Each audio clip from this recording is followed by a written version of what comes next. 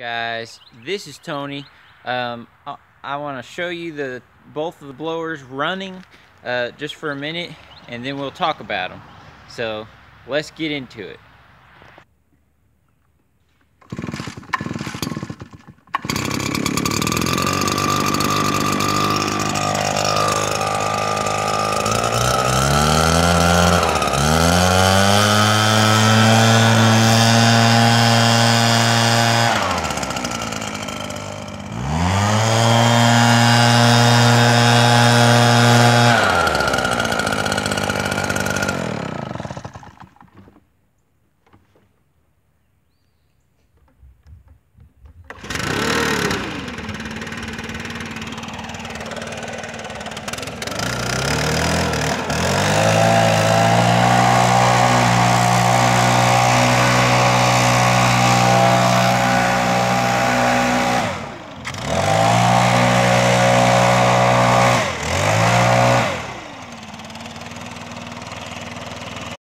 Alright guys, let's start off with the Redmax.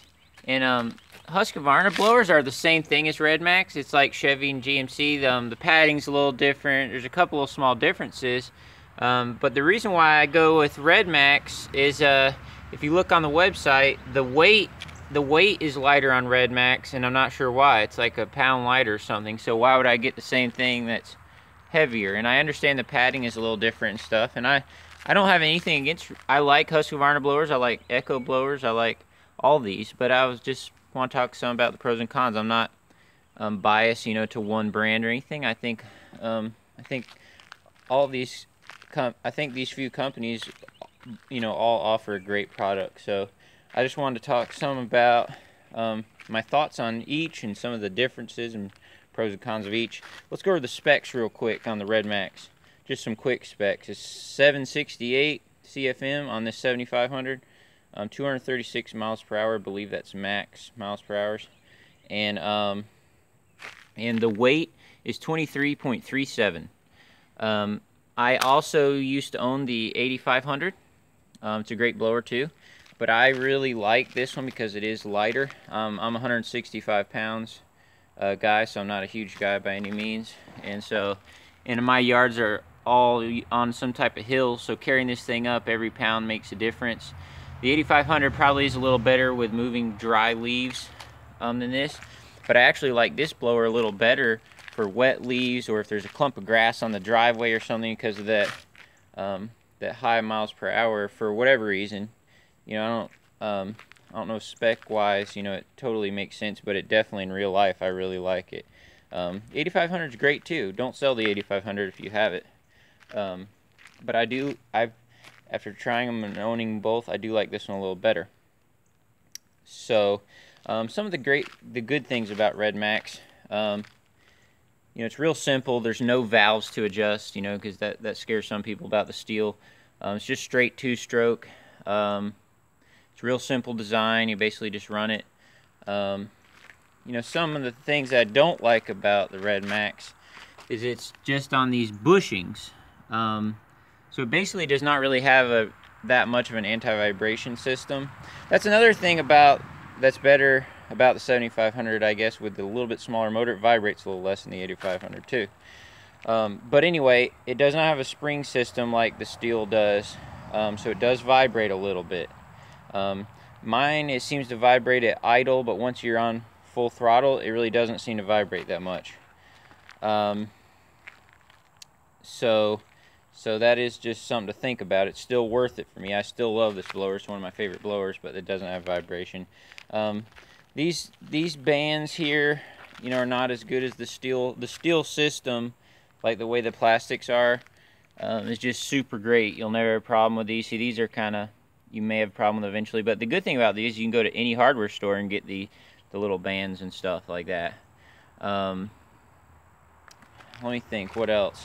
Those are just some of the things, but I love this blower. I think this would be a great way to go for leaves, or the 8500 is great too. And at the expo this year, a couple days ago, we actually tried the Echo 770, and that's a pretty good blower too. I like it a lot. But yeah, this padding is pretty good. One thing I don't like too down here, you see how this So like that can like catch on stuff, and I feel like, you know, that could give you a problem eventually, whereas that never happens on here. You know, it's all like part of it. So anyway, that's some things about the Redmax. So let's move over to stihl. Some of the cons about this is you know, I have this 600 of course my whole life and stuff, but this 700 is great. The specs on this are 23.4 pounds, so basically the same weight as that, and because that one's 24.37, so basically the exact same weight. But this one has 912 CFM, a max of 197 miles an hour, but the average running speed, it says 165. 35 fig newtons. I don't know what that means. Yeah, just newtons, but I don't know what that means. It says it on the website. This adjustable tube is cool. You can adjust this handle real easy. You just pop down this little orange thing and you can move it.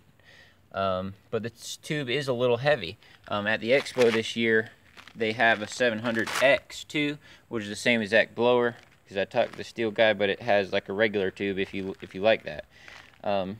Even though this is a little heavy, I do love how you can adjust it perfect amount that you like. So the tube is cool. It is a little heavier like than that tube, but I like it.